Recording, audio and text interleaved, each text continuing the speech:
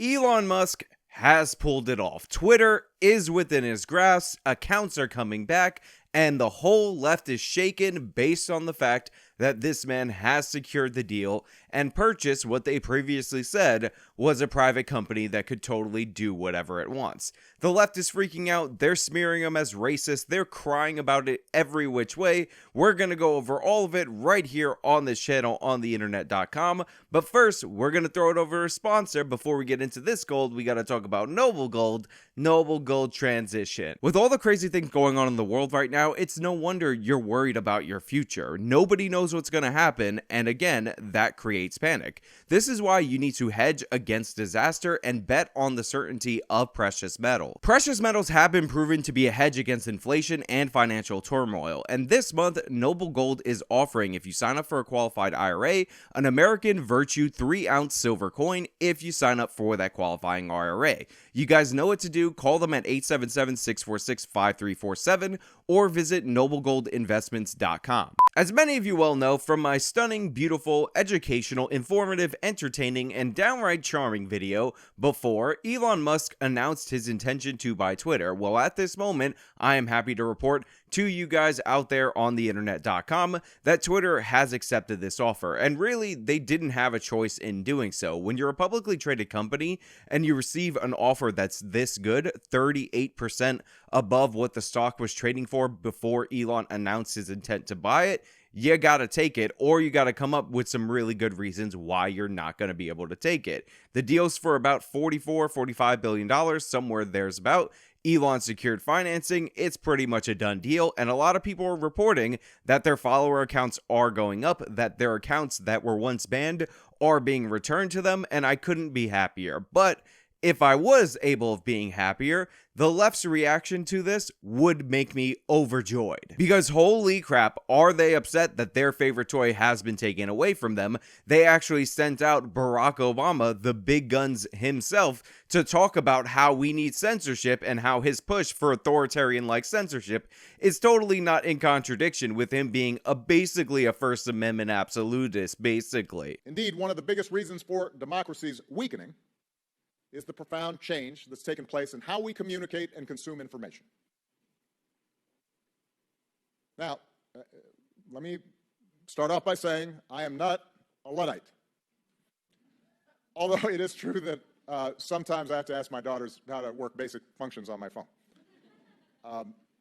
I am amazed by the internet. I might never have been elected president if it hadn't been for websites like, and I'm dating myself, MySpace, Meetup, and Facebook that allowed an army of young volunteers to organize, raise money, spread our message. For more and more of us, search and social media platforms aren't just our window into the internet, they serve as our primary source of news and information. No one tells us that the window is blurred, subject to unseen distortions and subtle manipulations. All we see is a constant feed of content where useful, factual information and happy diversions and cat videos flow alongside lies, conspiracy theories, junk science, quackery. People are dying because of misinformation. Freedom of speech is at the heart of every democratic society. In America, those protections are enshrined in the First Amendment to our Constitution. There's a reason it came first in the Bill of Rights. I'm pretty close to a First Amendment absolutist. That said, the First Amendment is a check on the power of the state.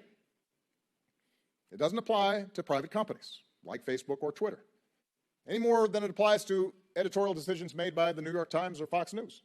With that power comes accountability.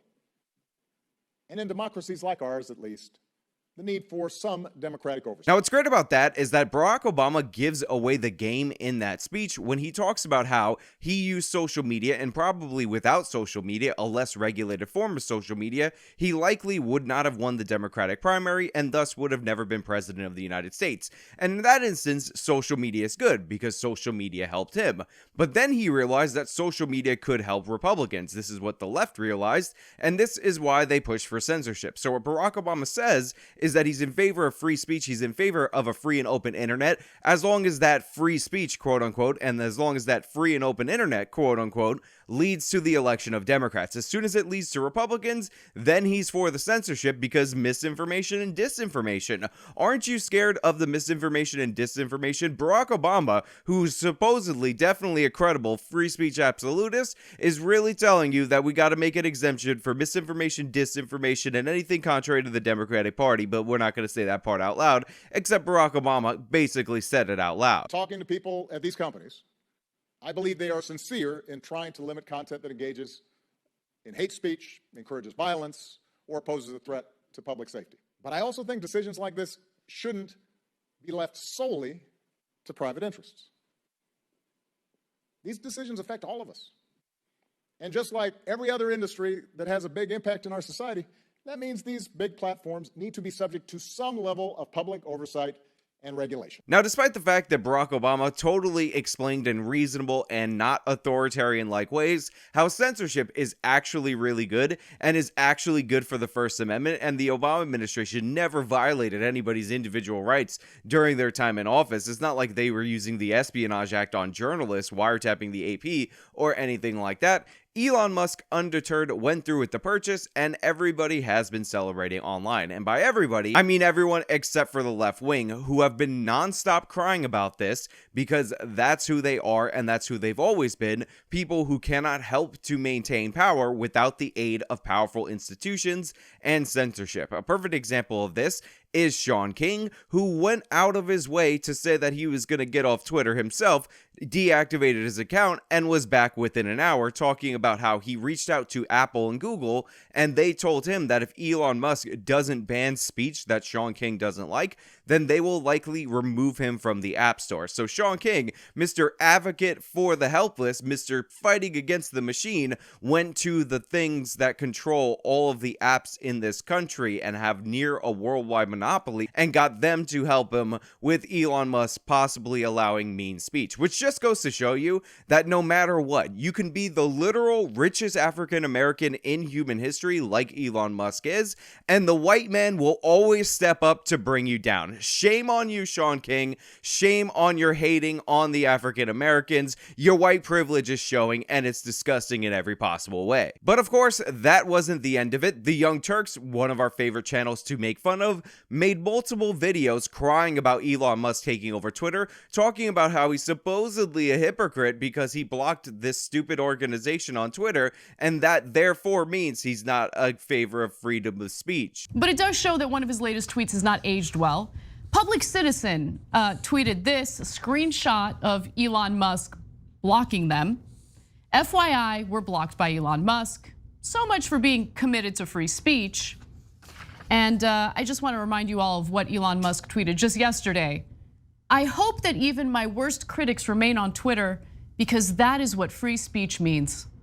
Because, you know, one guy banning somebody off of Twitter that he found annoying for whatever reason is definitely the same thing as the Democratic Party and the current presidential administration twisting the arms of all these different social media organizations to the point where they ban their political opposition so that they can have better ways to get election victories. It's the same thing as Barack Obama coming out and talking about how we need social media censorship. It's the same thing as coordinated media attacks in synchrony with the Democratic Party going after advertisers to undercut the funding of social media companies that do not comply with the left's agenda. Same exact thing. Elon Musk blocked this organization off of Twitter. The left and the Democratic Party are working in official and unofficial capacities to censor the political opposition. What even is the difference between those two things? Just ask Anna Kasparian. She has no idea.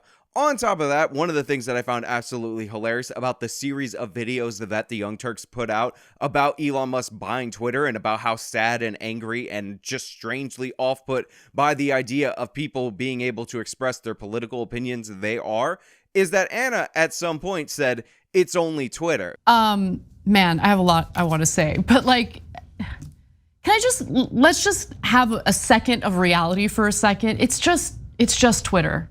By the way, side note, Anna Kasparian blocked me on Twitter, so according to her stupid ass standards, she's also a violator of free speech. The difference is that Anna is actually in favor of the social media companies censoring as well, and Elon Musk does not appear to be in that direction. But if it is only Twitter, if it doesn't matter, if it's not a big deal, if they're not even censoring anyway, then why are you so mad? Why are there 3 different videos minimum same day on the Young Turks channel, ranging from 15 to 20 minutes long a piece, of you complaining about Elon Musk taking over this thing that doesn't matter?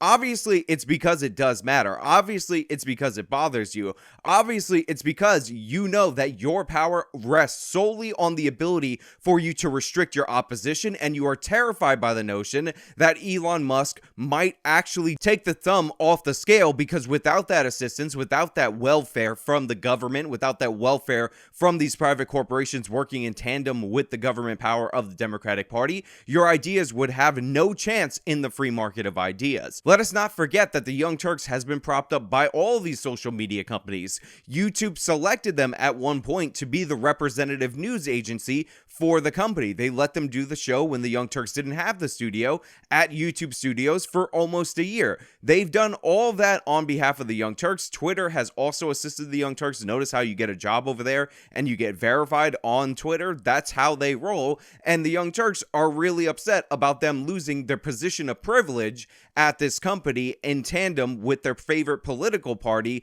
not being able to bully people they disagree with off the internet. But you know what? I've done enough Young Turks lately. Maybe if you guys want me to discuss any of the videos that they've put out about Elon Musk buying Twitter and the tears that they shed because their authoritarian censorship regime might be threatened a little bit by Elon Musk, we can do that. Let me know in the comments below. Because the big fish in this story, the most insane take of all the insane takes, definitely goes to Joy Reid, who's been having an absolute emotional meltdown at the prospect of Elon Musk buying up Twitter, which is what she uses as an establishment media outlet to artificially boost up her relevance, because we all know that without great levels of assistance, some action in the affirmative, Joy and Reid would be absolutely nowhere in our society. There is a feeling that people like Elon Musk propagate, and certainly widespread on the fascist right today, that this is a time of censorship and control and suppression of ideas on the right by these social platforms and other institutions. Well, what's actually been going on is that there have been modest, pretty inadequate, modest, slight efforts by some of these platforms to solve an actual free speech issue, which is that so many human beings feeling so unsafe and being so unsafe when they use these platforms, being bullied, being harassed, being brigaded, being doxxed for the crime of being female or of color or both, that you were actually drastically limiting the amount of speech out there because people just don't want to play in that kind of sandbox. And this future in which there would actually be more abundant and equitable speech terrifies the crap out of people like Elon Musk. Ladies and gentlemen, boys and girls, children of all ages, what we have right here is the new buzzword of the left. It's not about freedom of speech. It's not about freedom. It's about equity in speech. We need equitable speech. Equitable speech, by far and away, is one of the most authoritarian concepts ever put forward by the left,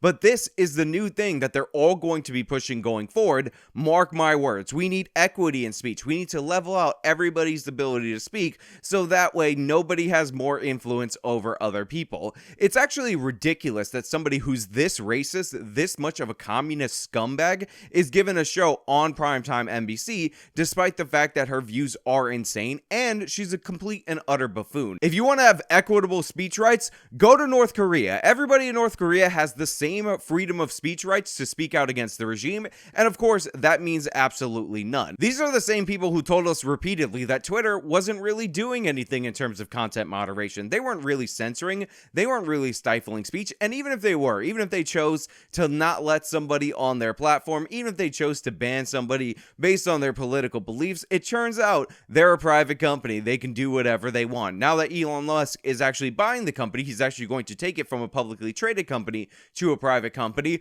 All of a sudden, they're lighting their hair on fire because they're like, oh my God, they're going to let all these different people on the right back onto the platform of Twitter when we work so hard in order to ban them off the platform of Twitter. I can't believe this private company is actually allowed to do what they want. And today it became official. Twitter accepted Musk's $44 billion offer to buy the company and put control of this dominant social media platform into his hands.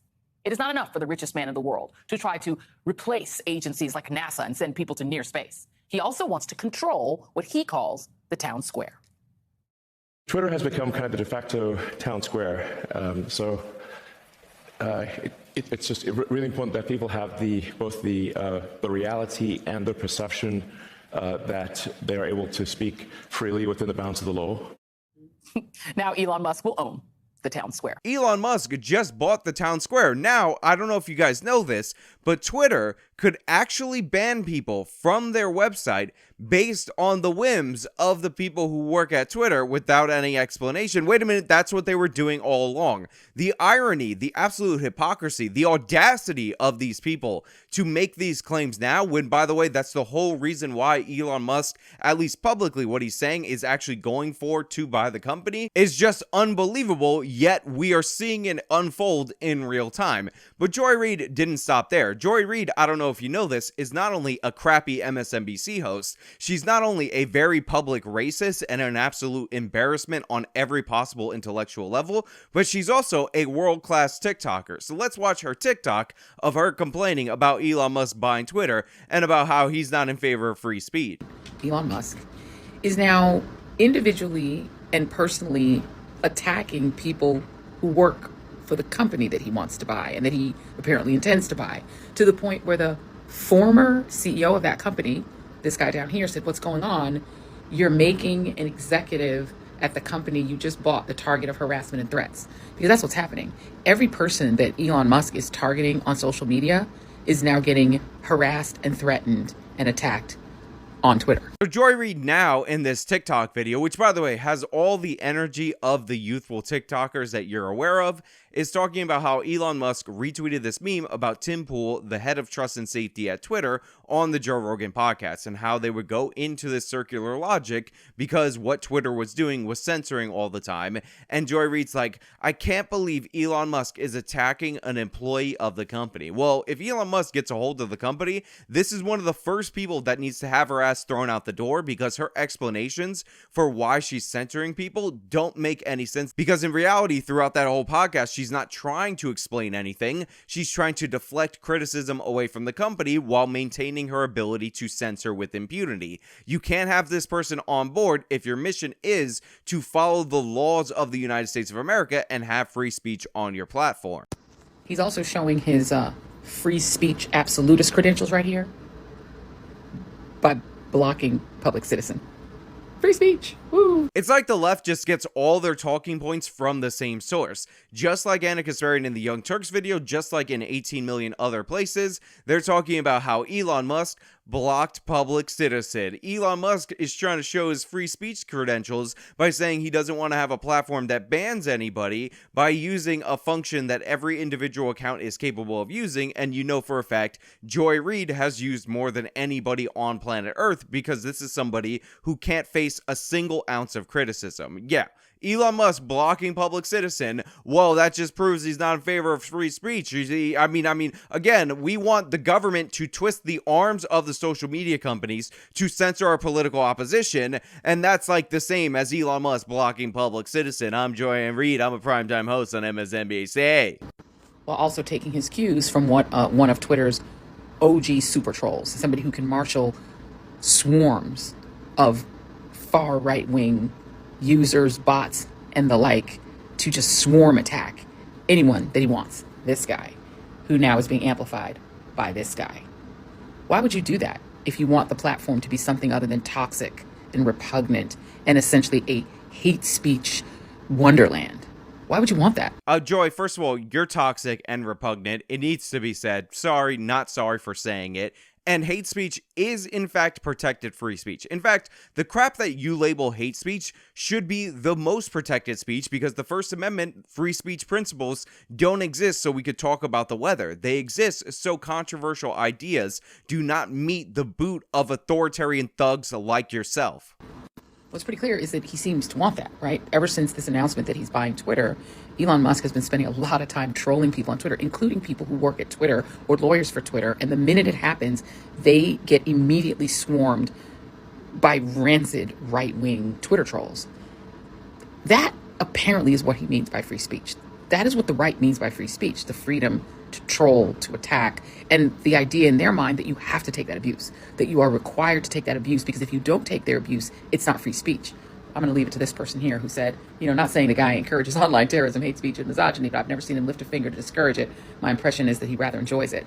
It's just a game. Yeah, so if you're somebody who pushes the censorship, if you're somebody who operated as an authoritarian at the company of Twitter, you justified it, you were in line with the Democratic Party, you were censoring a political candidate in the United States of America's opposition based on the fact of your political ideology being inherently authoritarian, you deserve some public shame. I'm not in favor of harassment or anything like that, but calling out the people behind the censorship when Elon Musk bought the company to stop the censorship, perfectly fine. Remember, it's not cancel culture, it's just accountability culture. There's nothing more accountable than this right here. But Joy-Ann Reid's meltdown continued because on MSNBC, she took it even one step further because Joy-Ann Reid only has one trick up her sleeve all the time, every time, and that is labeling anybody she disagrees with on anything evil, white, racist, evil, white, racist. Listen to her say that Elon Musk is trying to bring back apartheid on Twitter. The thing is, the enjoyment they get out of being in this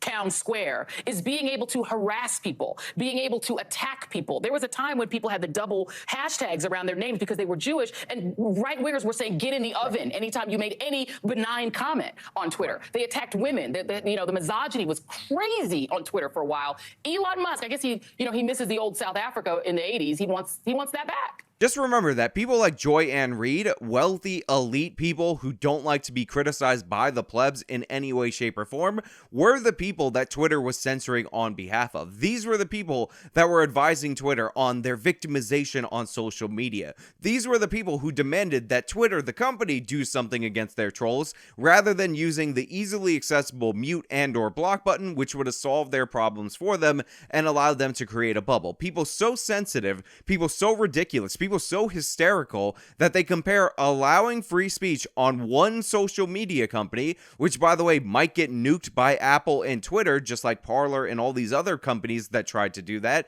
akin to apartheid in South Africa. This is how you know that people like Joy-Ann Reid have never experienced an ounce of adversity or oppression in their entire lives, because they equate somebody else being able to tweet at them that they could easily block and or mute so they can prevent them from tweeting at them, to a regime that divides everybody up into two tiers and restricts them based on their race. Ironically, what Joy-Ann Reid actually wants is an apartheid-style system on the internet where the worthless pleb scumbags aren't allowed to talk to her, and God forbid a evil white racist or an evil white person that she labels a racist pleb scumbag is ever able to address her and criticize any of her ideas, because all white people are evil, white, racist, apartheid, Elon Musk trying to bring out apartheid. Wow, Elon Musk is such a racist. Let's be clear about what's going on here. Let's be clear about what people like Joy-Ann Reid are actually scared of, because it's not that Elon Musk is going to take control of Twitter in his private hands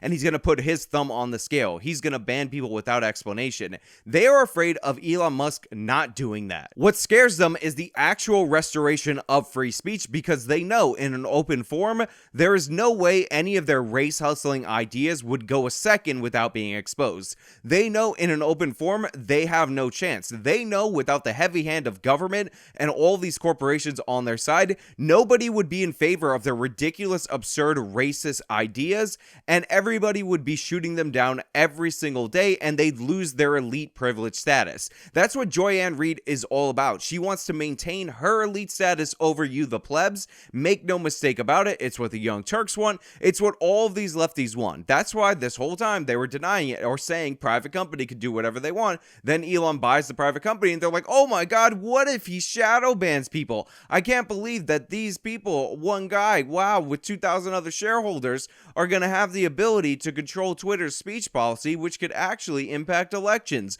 Isn't that horrible if somebody behind the scenes was putting their thumb on the scale the whole time for one specific side? Isn't that terrible? Obviously, it's hypocritical. Obviously, we know what's going on. But hey, that's just my thought. Let me know what you guys think down in the comments below. If you liked the video, show me by leaving a like. Subscribe for more content. You can follow me on all my social medias. You can support me via the support links in the description box. This has been me talking about the absolute meltdown over Elon Musk buying Twitter. Till next time.